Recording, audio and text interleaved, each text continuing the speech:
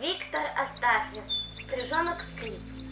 Маме стрижихи было очень трудно одной прокормить детей. Но она была хорошая мать. С рассвета и до вечера она носилась над берегом и водой, схватывала на лету мошек, комариков, дождевые капли, приносила их детям, а мальчишки, сидевшие с удочками на берегу, думали, что стрижиха и все стрижи играют над рекой. Подрос стрижонок Скрип, у него уже появились перья, и ему все время хотелось есть.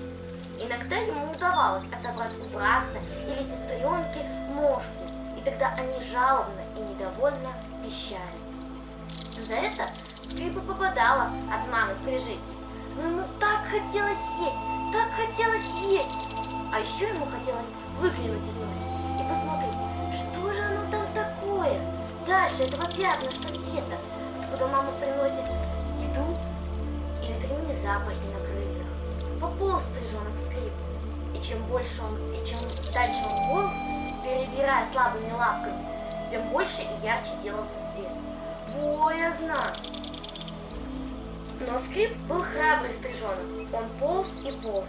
Наверное, он выпал бы из норки и разбился, как разбиваются такие вот неразумные птенцы. Но тут появилась мама-стрижиха, схватила его, уволокла вглубь норки и раз его клювом по голове. Сказала сердито: «Скрип, Скрип!» И еще по голове, и еще по голове.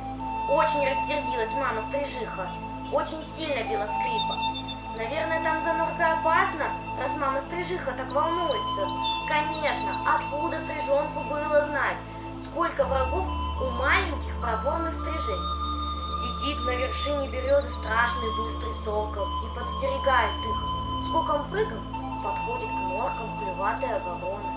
Тихо ползет меж камней черная гадюка. Побольше подрос Скрип, догадываться об этом стал.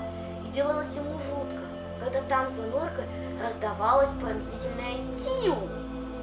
Тогда мама-стрижиха бросала все, даже мошку или каплю воды, и тоже, крикнув грозное «тиу», мчалась из норки. И все стрижи с криком «тиу» высыпали из норок и набрасывались на врага. Пусть этот враг хоть сокол, хоть коршун, хоть кто, пусть он в 100 раз больше стрижей, они все равно не боялись его. И налетали все на него, все как один. Коршун и ворона скорей убирались в лес, а гадюка пряталась под камень и со страху шипела. Однажды мама-стрижиха вылетела на битву с разбойником Соколом. Сокол был не только быстрым, но и хитрым. Он сделал вид, что отступает. Тогда вожак Белое Брюшко дал отбой, крикнув победоносное «тиу». Но мама-стрижиха еще гналась за соколом, чтобы навсегда отвадить его летать к стрижиным норкам. Тут сокол круто развернулся, ударил маму-стрижиху и унес ее в когтях. Только щепотка перьев кружилась в воздухе. Перья упали в воду, и их унесло. Долго ждал стрижонок Скрип маму. Он звал ее, и братцы, и сестренки тоже звали. Мама не появлялась и не приносила еду. Потускнело пятнышко света. Настала ночь. Все утихло на реке. Утихли стрижи и стрижата, пригретые папами и мамами. И только стрижонок Скрип и его братья и сестренки были без мамы. Сбились в кучу стрижата, холодно без мамы, голодно. Видно, пропадать придется. Но Скрип еще не знал, какой дружный народ стрижи. Ночью к ним нырнул вожак Белое Брюшко, пощекотал клювом птенцов,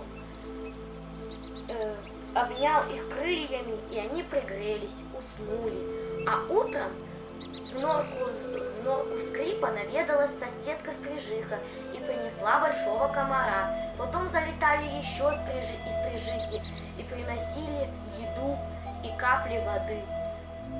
Выросли, а ночью к осиротевшим стрижатам снова прилетел вожак Белое Брюшко. Выросли стрижата, не пропали. Пришла пора покидать им родную норку.